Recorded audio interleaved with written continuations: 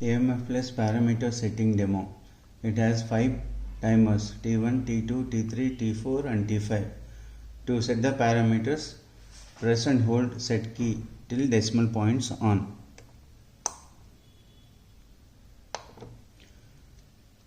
T1 is the mains output on delay time setting in seconds.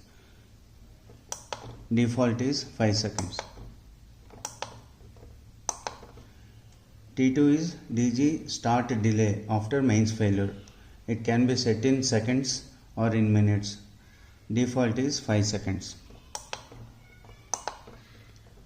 T3 is DG crank time in seconds. Default is 5 seconds. T4 is DG stop time in seconds. Default is 20 seconds. T5 is idle time. It can be set in seconds or in minutes. Default is 60 seconds. To set a few more parameters, press and hold set key till set decimal points on.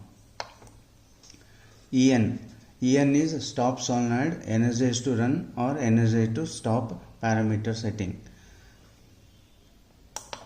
SP is energized to stop. RN is energized to run. Default is SP. PH is single phase or 3-phase phase failure selection. 3P is 3-phase. 1P is single phase.